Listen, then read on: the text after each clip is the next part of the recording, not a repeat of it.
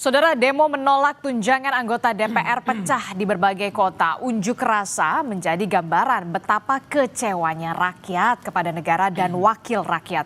Karena di saat ekonomi yang sedang tidak baik-baik saja, PHK di mana-mana, biaya hidup tinggi, DPR yang notabene adalah wakil rakyat justru mendapat tunjangan fantastis.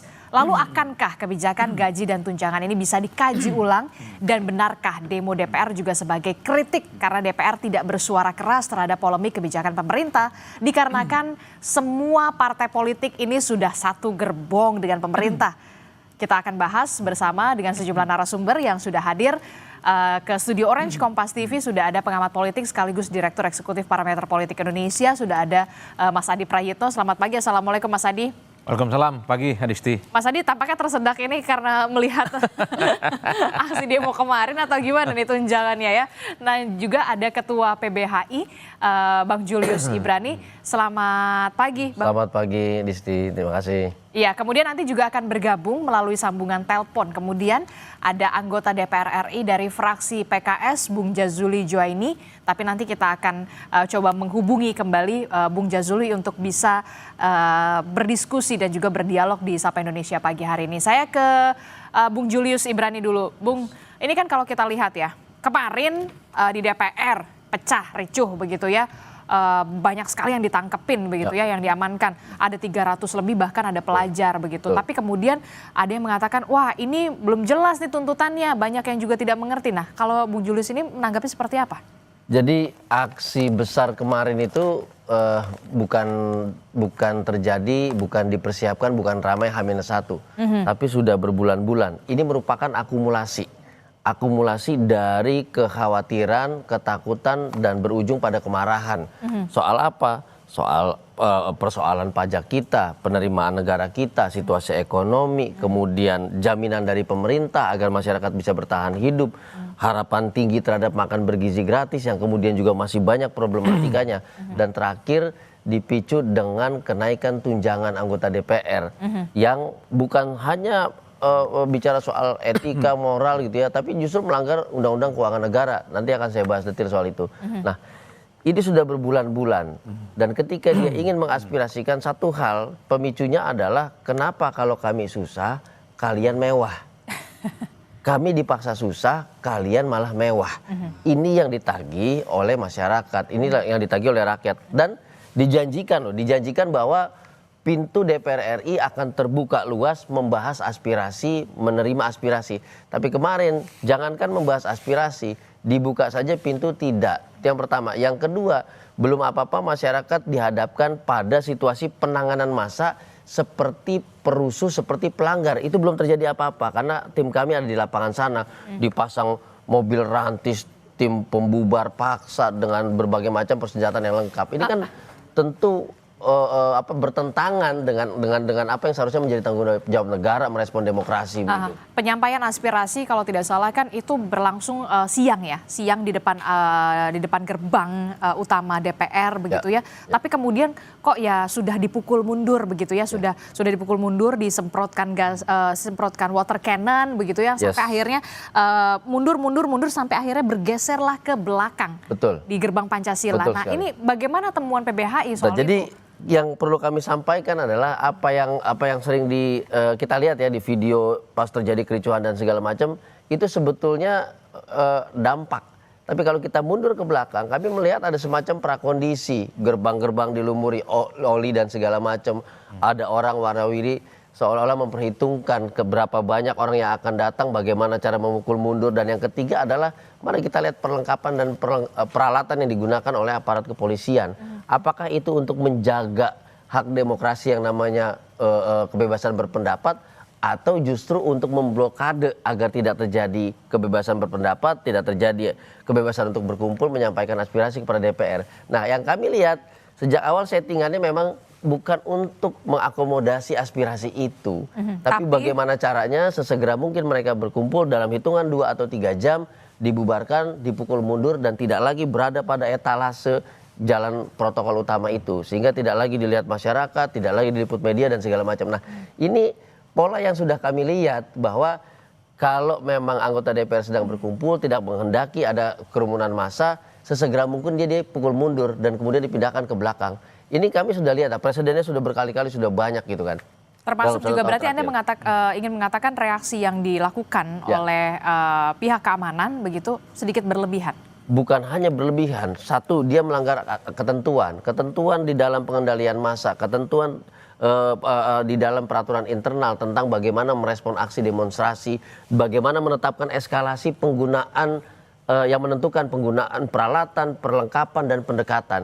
Kami tidak melihat di situ misalnya Mas Ade Ari menjelaskan, oh kami sudah dekati koordinator aksinya, kami membukakan ruang, kami menyampaikan kepada DPR bahwa koordinator aksi mewakili para pendemo untuk menyampaikan aspirasi. Itu belum ada sama sekali. Belum ada sama sekali dan kemudian langsung disampaikan bahwa terjadi kericuhan di sini, terjadi vandalisme di sini, terjadi perusakan di sini. Hilir yang disampaikan, yang kemudian disampaikan juga bahwa ini oknum-oknum tertentu yang tidak beridentitas. Lah, sedangkan ratusan massa mayoritas yang beridentitas jelas, wajahnya jelas, belum diakomodasi. Tapi langsung merespon yang tidak beridentitas ini yang kemudian berbuat rusuh dan berbuat vandalisme. Nah ini kan kita jelas bahwa fokusnya adalah adanya kericuhan, adanya pelanggaran. Jadi fokus tentang aspirasinya ini yang ditinggalkan. Nah ini pola yang sudah kami baca dan ini tentu ini tidak akan menghentikan demonstrasi. Tidak akan menurunkan tensi para demonstran sekalian. Ini justru akan menimbulkan kemarahan demi kemarahan.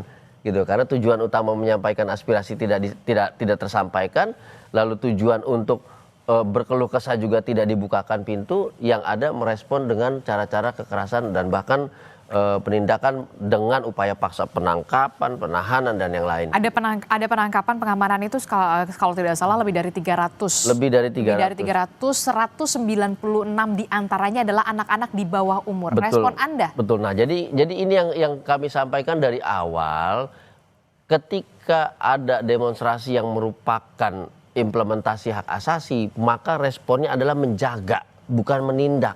Itu dua hal yang berbeda. Ketika prinsip menjaga, maka peralatan yang digunakan adalah peralatan humanis, bukan peralatan huru-hara untuk membubarkan. Nah, kalau di depan kita sudah melihat itu, kita sudah bisa prediksi di ujung akan ada upaya paksa kekerasan, upaya paksa penahanan, penangkapan dan yang lain. Dan kita akan melihat bahwa siapapun yang di lapangan, bahkan jangan-jangan ada demonstran juga, ada yang non demonstran juga yang kemudian ditindak. Itu seperti menyebarkan jala secara bebas, yang pasti tujuannya kemudian tidak ada crowded di lokasi itu. Nah ini yang pasti melanggar aturan tentang pengendalian massa, melanggar hukum acara juga, dan apalagi di situ ada anak-anak, dan ini dimensinya luas kalau kita bicara anak-anak. Iya, tapi kalau memang pelajar itu kan memang seharusnya tidak diperkenankan untuk berdemo ya, bukan demonstrasi. Ketika anak-anak juga dihadapkan pada situasi, anak-anak dihadapkan pada situasi anggaran pendidikan digeser untuk makan bergizi gratis. Artinya ada fasilitas-fasilitas pendidikan yang akan dikurangi. Sementara anak-anak ini juga mendengar bahwa bapak-bapak anggota DPR menerima fasilitas rumah yang sebetulnya kebanyakan nggak butuh rumah juga, sudah punya rumah yang mewah. Nah ini yang membuat anak-anak sekolah juga marah. Apakah berdemonstrasi lalu kemudian seperti orang dewasa? Tidak juga. Bisa saja difasilitasi, di mana di lapangan DPR masih bisa dilakukan secara tertib, secara damai bisa. Tapi tadi saya bilang di awal, ini tidak pernah terjadi. Ini belum diakomodasi, tahu-tahu sudah dibubarkan. Nah ini yang membuat semua kericuhan dan vandalisme terjadi sebagai reaksi dari tindakan yang berlebihan itu. Kalau dari segi politik ya, Mas Adi Prayitno, Anda melihat ini merupakan akumulasi kemarahan rakyat begitu yang sudah dalam tanda kutip gerah atau seperti apa sebenarnya? Saya menduga ini bagian dari the peril of stability, semacam bahaya stabilitas. Bahaya stabilitas? Ya, banyak pihak yang mengatakan bahwa stabilitas itu adalah kunci pembangunan. Tapi di Indonesia kalau semuanya diakomodasi, semua diajak kerjasama, partai-partai politik itu menjadi bagian dari koalisi pemerintah, tutup mata dengan aspirasi, tutup mata dengan pendapat-pendapat rakyat, maka yang terjadi adalah protes dan resistensi yang muncul di jalanan. Tapi eksekutif dan legislatifnya stabil. Betul, yang saya ingin katakan adalah ketika semua mengatasnamakan kerjasama politik itu menjadi penting, gotong royong antara eksekutif dan legislatif adalah kunci bagaimana membangun Indonesia. Tapi ingat, Di luar itu, di luar kesepakatan elit rakyat, civil society, mahasiswa, dan basis-basis massa, mereka punya cara tersendiri untuk menyampaikan apa yang mereka sebut sebagai pendapat dan protesnya. Itu yang kemarin terjadi pada demonstrasi di DPR. Ada mahasiswa, ada pelajar, ada rakyat, ada ojol, dan seterusnya. Adisti, yang ingin saya katakan adalah, saya kebetulan ada di sekitaran Senayan kemarin. Ini adalah model aksi demonstrasi yang agak berbeda dengan demonstrasi-demonstrasi yang lazim kita saksikan di Indonesia. Apa perbedaannya? Biasanya kalau demonstrasi di Indonesia, kalau dia adalah aktivis mahasiswa atas nama BEM, Ya. BEM Indonesia, BEM Nusantara, BMSI, dan asosiasi-asosiasi yang terakomodasi dalam kelompok-kelompok aktivis mahasiswa, ataupun misalnya aksi demonstrasi yang dilakukan oleh kelompok-kelompok buruh yang katanya nanti mereka akan demo tanggal 28. Ya. Nah, kemarin kita itu sulit untuk mendeteksi, tidak ada bendera besar yang mereka pancangkan sebagai satu kesatuan bahwa mereka itu berasal dari satu organisasi dan kepentingan yang sama. Mereka itu terserak. Mereka itu adalah kelompok pelajar, adalah mahasiswa yang pakai jas alma mater. Tapi juga ada yang pakai seragam ojol dan ada yang kemudian ya rakyat biasa seperti kita. Nah, ini tandanya seperti apa? Nah, yang ingin saya katakan adalah mungkin kalau kita cek satu persatu ya, ada beberapa yang mengatakan bahwa mereka memang cukup terpengaruh dengan informasi di medsos soal ajakan demonstrasi tanggal 25 Agustus. Yang konon menurut anggota Dewan ini adalah ajang untuk membubarkan DPR kan. Itu yang saya kira amplifikasi di medsos itulah yang kemudian membuat orang-orang yang mungkin selama ini tidak respect ya terkait dengan isu yang berkembang, mereka berdatangan DPR hanya sebatas ingin menyampaikan aspirasi dan pendapat. Kemarin saya kebetulan ikut ojek online. Saya bertanya, Bapak pernah ikut demo nggak? 4 kali dia ikut demo. Wow. 4 kali dia ikut demo. Apa yang membuat Anda itu tertarik untuk demo? Pertama, sekali-kali ingin mencoba untuk menyampaikan pendapat, ikut protes dan seterusnya. Tapi kemarin dia nggak ikut. Karena ada order yang banyak dia bilang. Bagi dia jauh lebih penting untuk order. Nanti kalau kosong dan ada kesempatan untuk menyampaikan aspirasi, dia bilang kan mengatakan itu. Yang ingin saya katakan adalah Adisti, saat ini di tengah keberlimpahan informasi ya, melalui kanal-kanal medsos yang cukup luar biasa, masyarakat dan rakyat ini sangat mudah untuk mengekspresikan bagaimana sikap kecewa mereka, bagaimana sikap protes mereka, dan itu melulu berkejalanan seperti ke DPR. Saya di awal mengatakan the peril of stability itu adalah kalau anggota dewannya tidak pernah respon terkait dengan isu-isu yang berkembang. Jadi sebenarnya jangan salahkan kalau rakyat, pelajar, dan mahasiswa mereka menggunakan cara sendiri datang ke DPR, menyampaikan aspirasi dan pendapatnya secara terbuka. Kan sebenarnya kan yang disampaikan demo kemarin itu sederhana kok. Segera sahkan rancangan undang-undang aset. Ini lama betul. Per hari ini koalisi pemerintah dengan DPR ini kan hampir 100%. Semuanya tegak lurus. Apa problemnya yang kemudian membuat ini tidak segera disahkan? Sederhana itu saja sebenarnya. Oke kata rakyat, oke kata pelajar dan mahasiswa, kalau tidak didengarkan mungkin harus protes ke DPR bawa spanduk dan baliho dengan cara seperti kemarin. Atau misalnya tuntutan-tuntutan lain soal ya tunjangan ya. Kalau saya sebenarnya sebagai peneliti soal tunjangan DPR 50 juta ataupun dari 4 juta yang soal BBM jadi 7 adalah hal alamiah karena anggota dewan ini kerjaannya banyak ya. Tapi karena ini tidak mampu dijelaskan dengan baik kepada publik jadi ribut. Satu sisi di tengah orang susah cari pekerjaan, tapi kok kemudian muncul berita-berita anggota dewan tunjangannya banyak. Adisti, periode ini anggota dewan 2004-2029 itu tidak mendapatkan rumah dinas. Ya. Kita tahu bahwa DPR sebelumnya dapat rumah dinas, jadi nggak perlu duit 50 juta setiap bulan. Kalau sejak dilantik kemarin, awal-awal DPR 2024-2029 mengatakan bahwa akan ada tunjangan untuk kawan-kawan DPR gitu, entah itu ngekos, entah itu ngontrak atau sewa hotel, karena mereka nggak dapat tunjangan mungkin tidak akan segaduh ini.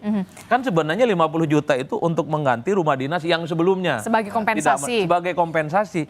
Ini terputus komunikasinya. Ada komunikasi yang tidak clear di sini menurut Anda begitu dari anggota dewan yang dikomunikasikan kepada masyarakat dan juga publik menurut Anda? Betul, di antara sekian banyak besaran jumlah tunjangan yang diributkan itu adalah yang 50 juta.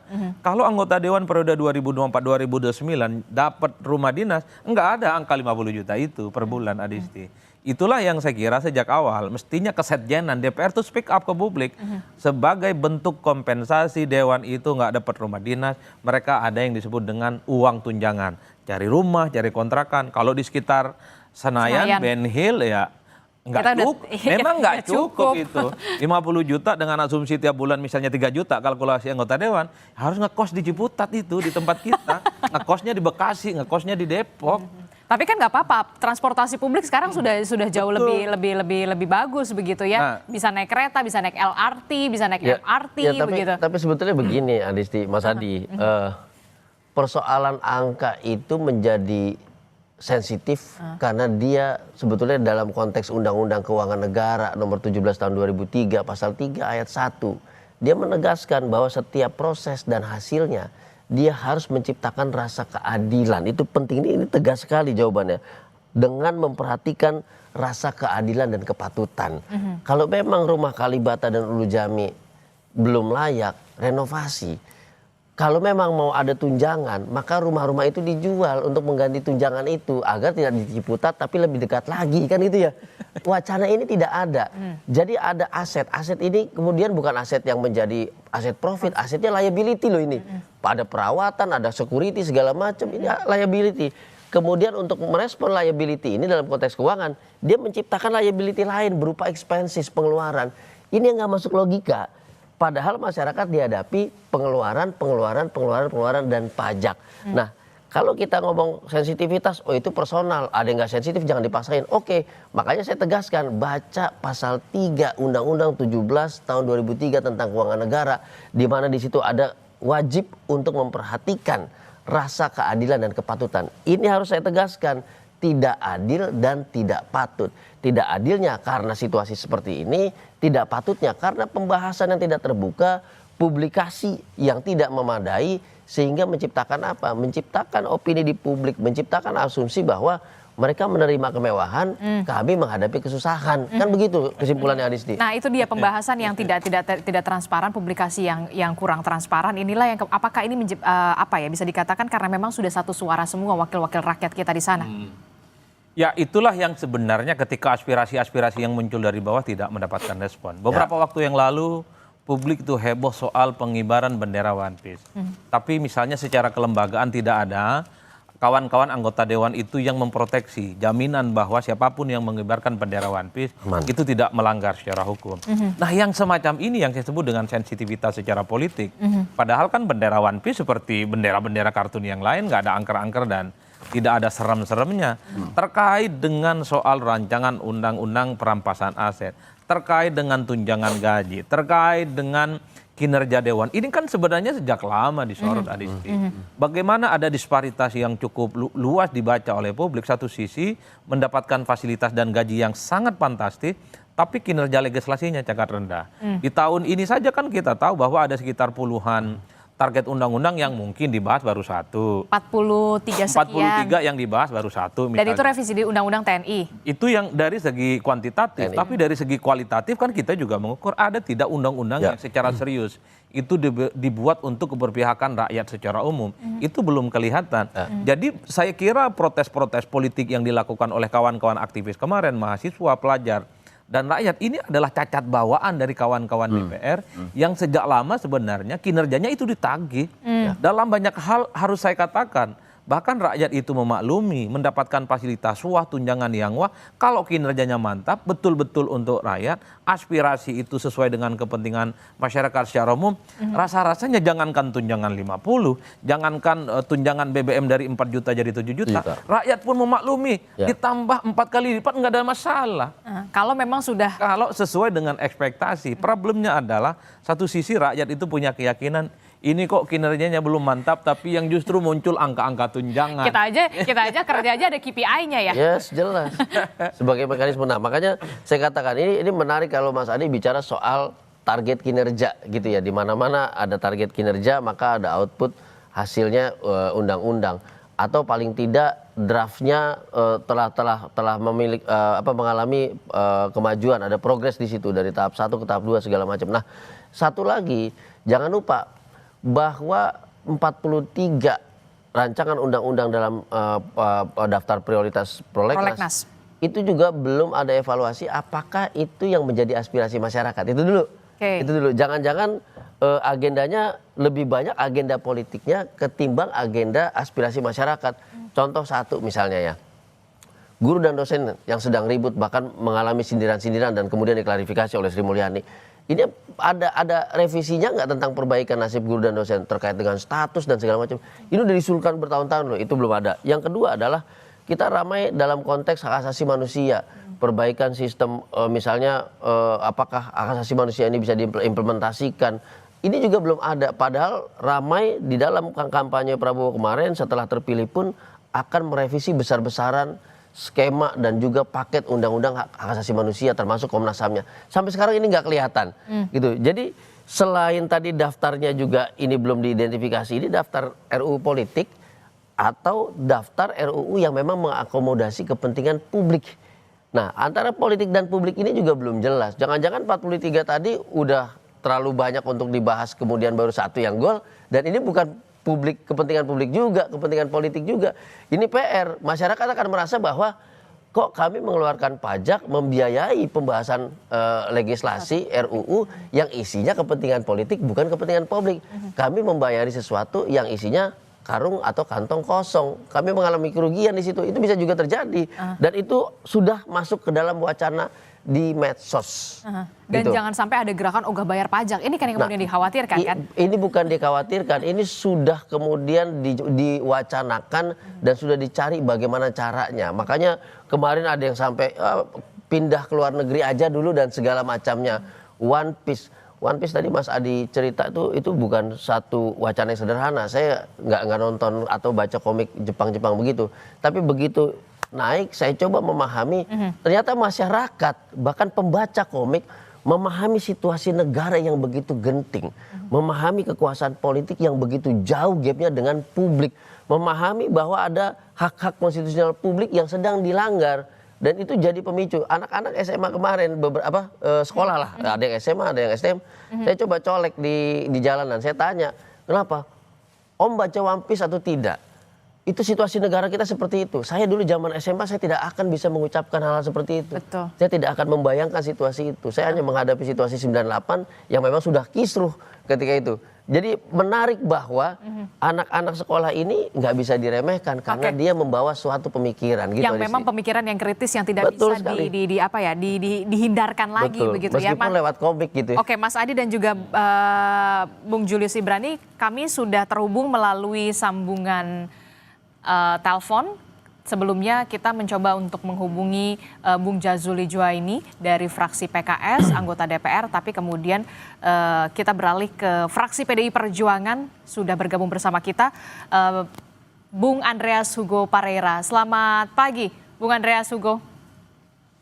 Selamat pagi Adisti. Iya, Bung Andreas, akhirnya kita bisa ngobrol lagi ini setelah minggu kemarin saya sempat juga menghubungi Bung Andreas, tapi kemudian membahas soal yang sama ini ternyata ya, masih soal tunjangan DPR. Nah, dari DPR sendiri, dari fraksi PDI Perjuangan sendiri, melihatnya seperti apa responnya ini soal tunjangan yang lagi-lagi dipermasalahkan oleh warga gitu ya, masyarakat begitu, karena kecewa begitu sampai demo kemarin pecah. Bung Andreas Hugo ada di mana tuh?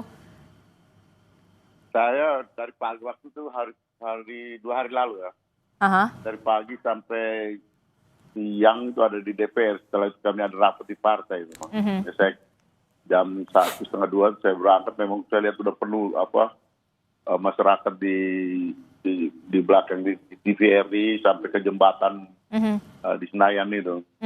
Memang ya, kalau saya pendapat dengan apa yang disampaikan tadi singgung oleh Mas Adi kalau tidak salah, soal akumulasi dari berbagai situasi yang saat ini terakumulasi dan kemudian terekspresikan dengan DPR ini sebagai salah satu sasaran. Tapi banyak hal yang mungkin ada di masyarakat, yang masyarakat merasakan ada ketidakpuasan yang kemudian ya DPR ini salah satu hal yang kebetulan aja gitu, dalam arti ada yang menyampaikan soal tunjangan dan dari situ itu menjadi seperti bensin yang disiram ke api gitu. Karena sudah ada di masyarakat. Sebelumnya kita lihat soal munculnya bendera One Piece, terus kemudian ya hal-hal yang sudah terekspresikan di masyarakat. Saya kira ini perlu tidak dilihat kasusnya saja, gitu. Tapi harus dilihat ini sebagai suatu fenomena yang perlu diperhatikan lebih dalam jangka yang lebih panjang. Tapi yang kemudian tapi yang kemudian lagi ramai ini kan lagi soal tunjangan DPR. Anda sebagai anggota Dewan sebenarnya setuju nggak sih ini tunjangan Anda ini dinaikkan, atau kemudian Anda juga sebenarnya nggak setuju-setuju amat tunjangan Anda dinaikkan, Bung Andreas?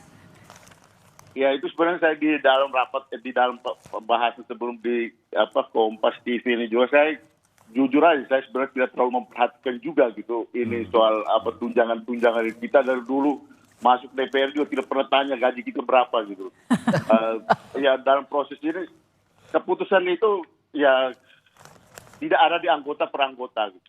Tetapi itu dilakukan ya kalau di DPR itu masih di Banggar dan di Kementerian Keuangan kemudian disampaikan. Tapi secara kelembagaan di DPR yang namanya tunjangan ini memang dari dulu sudah ada gitu. Nah, yang namanya biaya perumahan itu ya kalau dulu ada rumah dinas, ya setelah tidak dapat rumah dinas ya kemudian dapat tunjangan perumahan ini. Soal besarannya itu terus terang saya tidak terlalu tahu persis hitungannya. Itu yang mungkin yang melakukan itu pasti antara Kementerian Keuangan dengan Kesekjenan dan di DPR itu dengan BURT biasanya. Tapi dengan melihat adanya demo begitu ya, reaksi yang diberikan oleh masyarakat sampai demo ini pecah begitu ya di DPR, Anda merasa secara individu sudah tepatkah kemudian Kementerian Keuangan, Banggar DPR untuk menaikkan tunjangan bagi anggota Dewan di saat ekonomi yang sedang tidak baik-baik saja, Bung Andreas? Saya kira kemarin sudah diputuskan untuk dibatalkan itu, Mbak. Kemarin sudah diputuskan untuk dibatalkan kalau tidak salah apa yang disampaikan oleh Pak Dasko kalau gitu.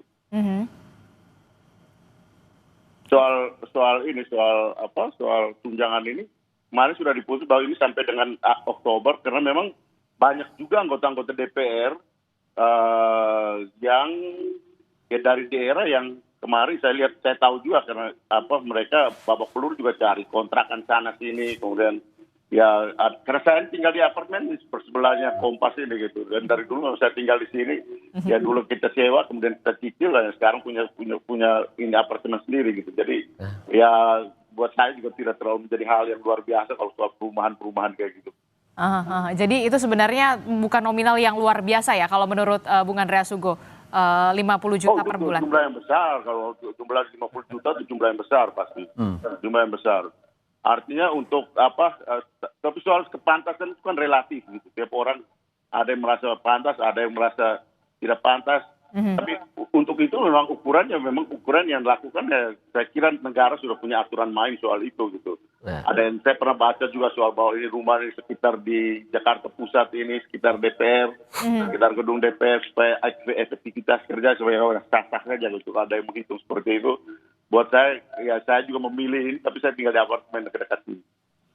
Oke. Termasuk juga soal ini nih, banyak sekali yang jadi akumulasi juga yang tadi disebutkan oleh Bung Julius Ibrani dan juga Mas Adi Prayitno. Ini adalah bentuk akumulasi kemarahan begitu ya. Nah, yang kemudian dipertanyakan lagi adalah ini kan rumah rakyat ya, yang seharusnya masyarakat juga bisa mengadu begitu ya kepada wakil-wakil rakyat begitu. Apakah nanti saya sih berharap ada pertemuan lah, komunikasi yang bisa dilakukan baik dari pimpinan DPR dengan teman-teman yang kemarin juga sempat mendemo atau segala macam. Apakah nanti benar-benar akan ini terwujud atau tidak? Nanti kita akan jeda dulu, usai jeda kami akan kembali. Tetaplah bersama kami di Sapa Indonesia Pagi. Bagaimana tunjangan DPR yang kemudian kita tahu saat rakyat menolak kenaikan tunjangan DPR ini, demo terjadi di depan DPR pada 25 Agustus 2025. Ini masih membahasnya bersama Mas Adi Prayitno, kemudian ada Bung Julius Ibrani, kemudian di sambungan telepon masih ada Bung Andreas Hugo. Bung Andreas Hugo masih menyambung? Halo Adisti. Iya, Bung Andreas Hugo, seperti yang kita tahu 25 Agustus 2025 Ketua DPR dari fraksi PDI Perjuangan, Puan Maharani mengatakan memang siap menampung aspirasi. Nah, bentuk menampung aspirasinya itu semacam apa? Apakah sudah ada pertemuan yang sudah dilakukan oleh pimpinan DPR bersama dengan teman-teman yang kemarin berdemo untuk bisa menyampaikan aspirasi mereka ditampung secara terbuka, secara tertib begitu ya. Seperti kalau kita lihat kemarin revisi Undang-Undang TNI kan juga sempat pimpinan DPR juga sempat membuka komunikasi dengan sejumlah aktivis waktu itu di revisi Undang-Undang TNI. Nah, bentuk menampung aspirasi yang dikatakan Puan Maharani ini seperti apa? Apakah sudah terlaksana atau seperti apa?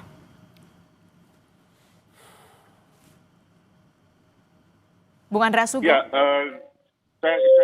saya nggak tahu persis gitu apakah bentuk menampung aspirasi itu langsung menerima ya mereka yang melakukan demonstrasi kemarin atau perwakilan mereka, saya nggak tahu persis. Karena kemarin sudah ada urusan dengan isu yang lain gitu yang juga ya berkaitan dengan ya di partai. Tapi saya kira respon yang sudah dilakukan oleh Mbak Puan sebagai ketua DPR dengan menampung aspirasi itu adalah apa yang juga kemudian diinikan oleh Pak Dasko kemarin bahwa tunjangan ini hanya berlaku sampai dengan Oktober tahun 2025 ini. Karena memang udah dari beberapa bulan yang lalu sih, dari periode sebelumnya malah dari awal ya dari akhir periode yang lalu ketika DPR baru akan masuk dilantik di Senayan, dan ketika itu memang kami harus mengosongkan rumah dinas itu gitu.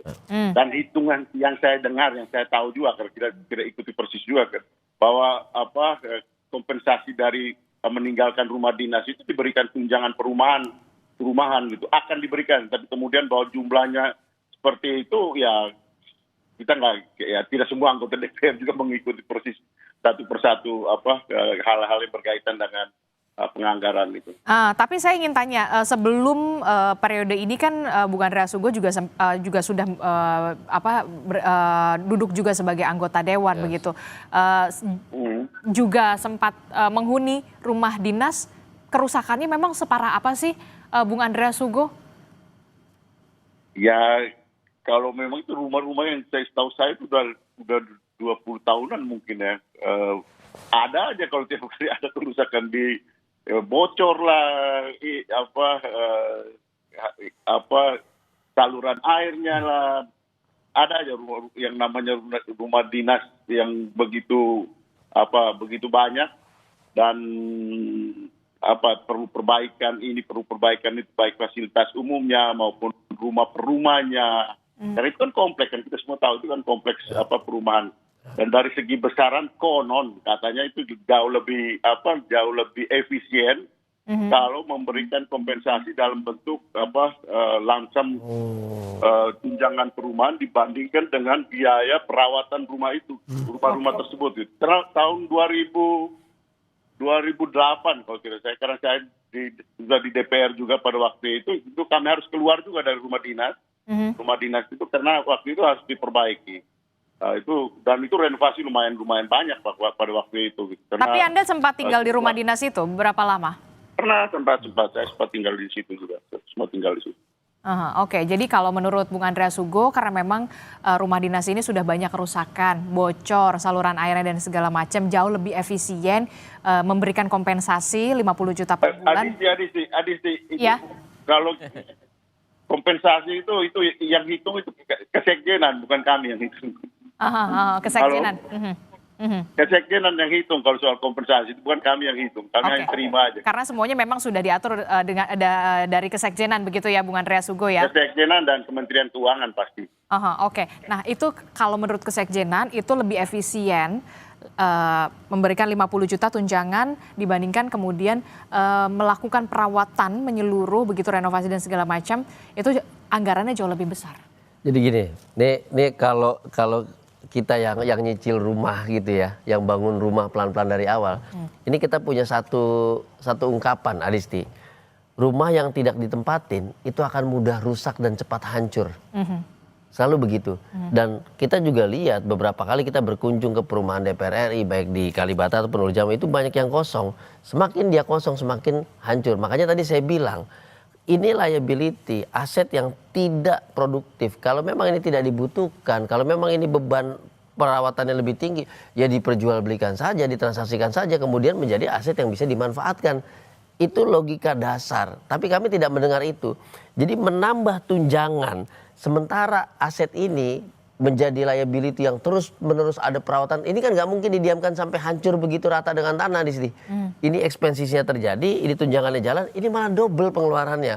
Padahal biaya perawatan, security, kebersihan, apa segala macam. Ini kalau ditukar dengan makan bergizi gratis, bisa nambah menu ini di sini. Karena lebih dari Rp15.000 per rumah. Sementara ini ditambah. Kita nggak boleh lepas daripada logika itu gitu ya. Kalau rusak diperbaiki, bukan kemudian ditinggalkan, tetapi biaya perawatan jalan, lalu menambah komponen baru dengan yang namanya tunjangan.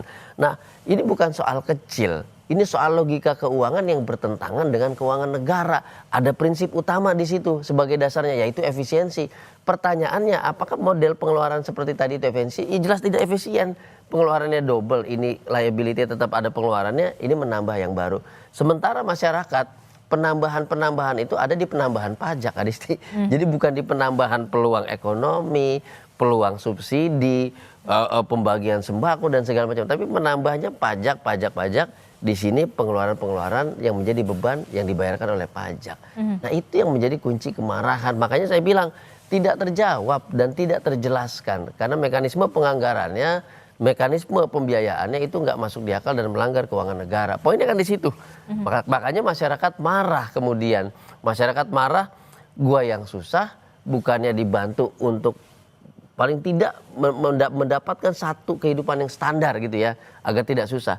Tapi malah memberikan satu hal yang ini menurut rakyat loh, menurut masyarakat. Angka 50 juta itu mewah, sangat mewah loh di sini. Berapa UMP DKI Jakarta? 5 juta. Artinya hanya 10%-nya saja. Sementara ini 10 kali lipatnya hanya untuk tunjangan perumahan.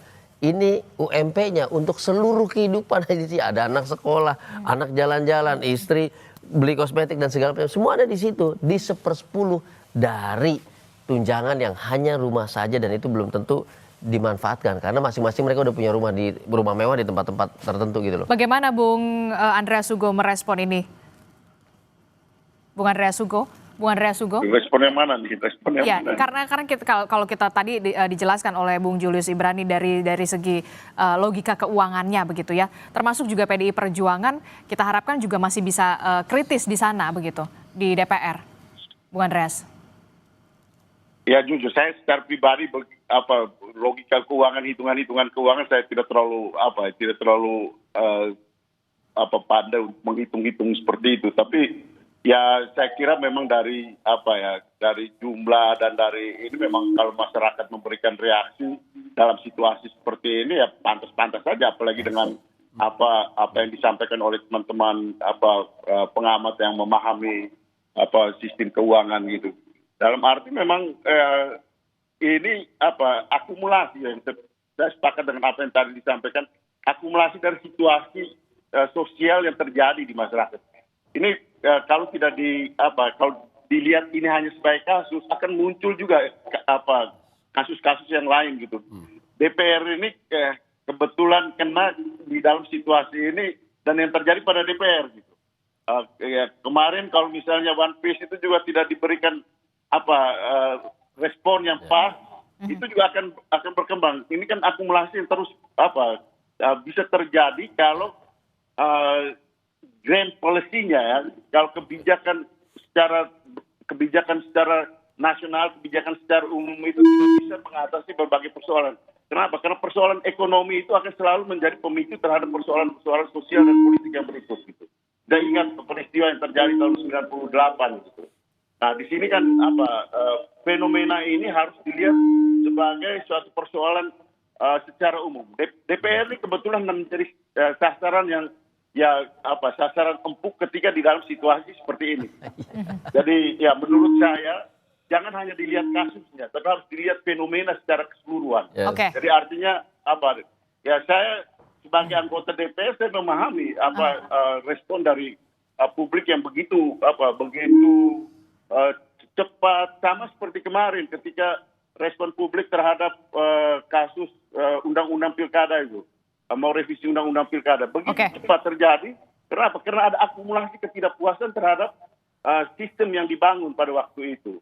Saya Dan ini yang sampai ini terus-menerus terjadi seperti ini. Ketika terjadi akumulasi persoalan, baru kemudian kita melakukan perubahan-perubahan untuk merespon apa yang diinginkan oleh publik, gitu, apa yang disampaikan oleh publik. Saya harap Bung Andreas Hugo dan juga teman-teman lainnya, begitu rekan-rekan anggota Dewan juga masih bisa melihat dan juga masih bisa mendengar apa yang kemudian menjadi keresahan dari masyarakat dan juga menjadi kekecewaan dan bisa menampung aspirasi rakyat sebagai wakil rakyat, begitu ya. Termasuk Deddy Sitorus, Bang. Gimana? Termasuk Deddy Sitorus, Bang, biar sikapnya sama kayak Bang Andreas. Sikap yang mana yang sama nih? Sikap terhadap tunjangan ini, Bang. Ya, kita harapkan. Biar karena ada pernyataan dari Bang Deddy Sitorus yang kontraproduktif dengan apa yang menjadi concern masyarakat. Jadi kalau kita mendengar statement dari Abang ini, masyarakat tenang karena ada dukungan, ada kesamaan persepsi, ada kesamaan atas rasa keadilan. Nah, sementara anggota Abang yang lain, Deddy Sitorus, itu mengeluarkan statement yang berkebalikan untuk tidak mempersamakan anggota DPR dengan rakyat jelata. Ini tentunya juga menimbulkan kemarahan, Bang. Padahal sikap Abang ini sudah sempurna sekali di mata masyarakat. Kan begitu? Baik. Kita tentu saja berharap... Oke. Terakhir, Mas Adi. Sorry, saya sambung. Ini kalau di DPR ini kan tiap anggota, tiap fraksi. DPR ini bukan lembaga yang homogen. DPR ini lembaga yang heterogen. Ini beda dengan lembaga kepresidenan, pemerintahan yang satu garis gitu. Tapi kalau DPR ini kan lembaga yang heterogen kan. Orang bisa berbeda pendapat di sini soal ini. Baik. Dan itulah negara demokrasi. Baik. Saya ke Mas Adi Prayitno untuk closing statement. Mas Adi, setelah melihat penjelasan dari Bung Julius Ibrani, kemudian Mas Andreas Hugo, kita berharap apa yang diresahkan oleh masyarakat, kekecewaan masyarakat ini bisa didengar, ditampung aspirasinya seperti Bung Andreas Hugo dan juga rekan-rekan yang lain.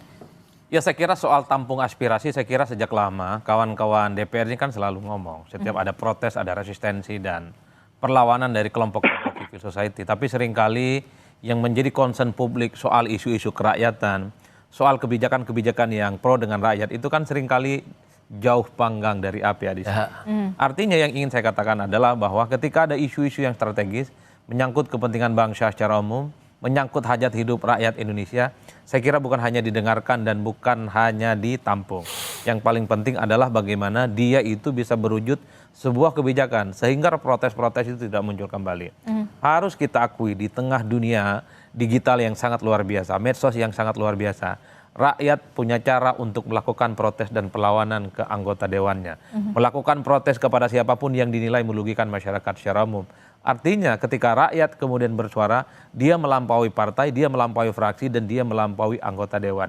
Itulah yang saya sebut jalan ninja, jalan sunyi yang seringkali ditempuh oleh kelompok-kelompok kritis. Bagaimana suaranya itu bisa disampaikan ke publik. Di medsos sudah ngomong, melalui kanal-kanal media sudah ngomong, tapi tidak didengarkan. Maka satu-satunya cara adalah dengan cara konvensional. Turun ke jalan, bawa spanduk dan menuntut sejumlah aspirasi yang menurut mereka hanya dengan cara itu suara mereka itu akan didengarkan. Kan publik bertanya-tanya, bisa tidak kalau isu-isu yang disampaikan oleh aktivis mahasiswa dan rakyat seperti soal misalnya rancangan undang-undang aset, koruptor dan seterusnya itu seperti halnya direspon dengan cepat terkait dengan isu pemakzulan beberapa waktu yang lalu. Sejumlah purnawirawan, nggak ada protes, nggak ada demonstrasi, tapi mengusulkan pemakzulan dan langsung direspon. Kan indah betul kayaknya hidup. Tapi aktivis-aktivis mahasiswa, rakyat dan pelajar ini kan harus goyang-goyang pagar DPR dulu. Baru kemudian muncul akan didengarkan dan akan direspon.